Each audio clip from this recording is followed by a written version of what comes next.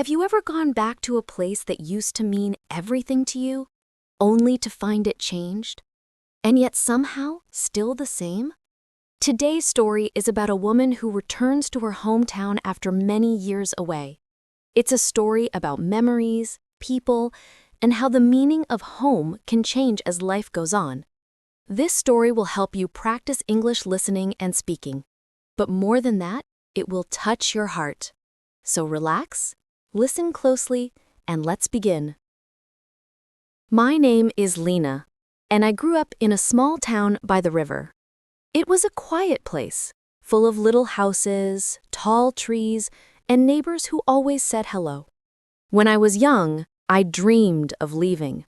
I thought big cities were brighter, better, and faster. And I did leave.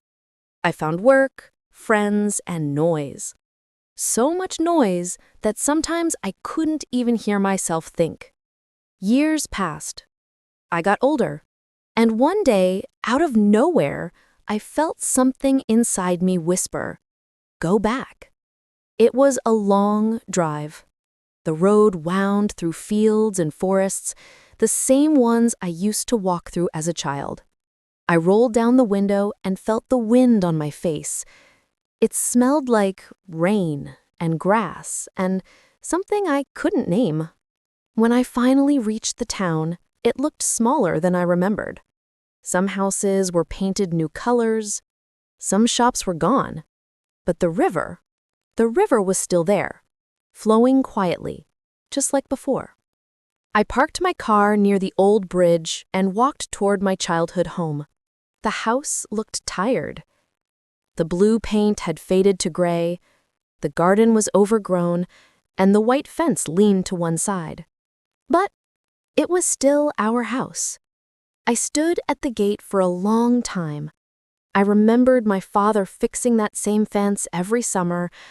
I remembered my mother hanging white sheets outside to dry, laughing when the wind blew them into her face. And I remembered me, a little girl sitting on the front steps, holding a red balloon, dreaming of faraway places. The door was closed now. A new family lived there. I could hear children laughing inside the same way I once did. I smiled, and my eyes filled with tears. Behind the house, the big oak tree was still standing.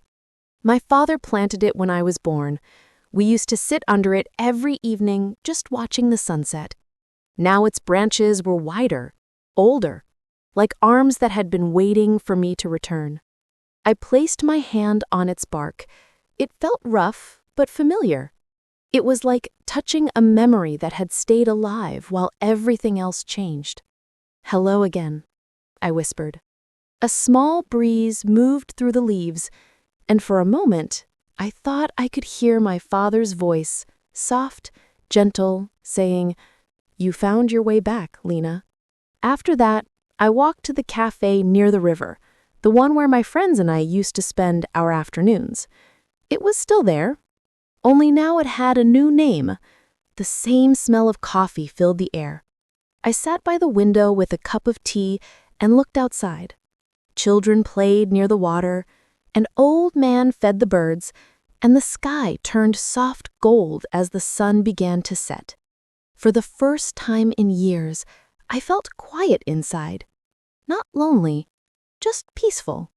As I sipped my tea, I heard a voice say, "Lena, is that really you?" I turned around. It was Tom, my childhood friend.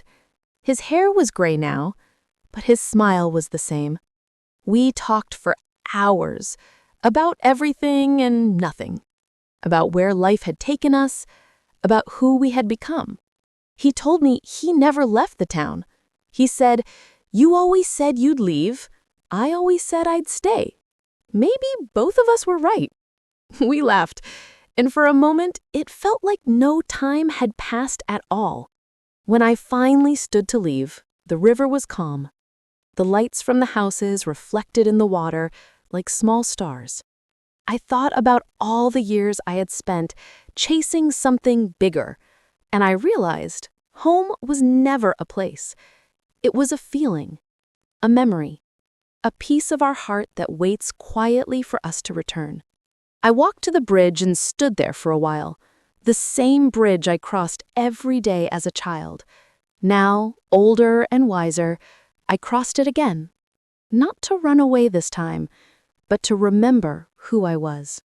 As I drove away, I looked in the mirror and saw the town behind me, small, soft, and full of light. And I smiled, because I knew that no matter where I went next, a part of me would always live there, in that little house by the river, in the laughter of the children, and in the wind that whispered through the old oak tree. That was the place I used to call home. Sometimes we spend our lives running forward, but the things that matter most are the ones that wait quietly behind us. If this story touched your heart, don't forget to subscribe for more simple, beautiful stories that help you relax, learn English, and feel connected again.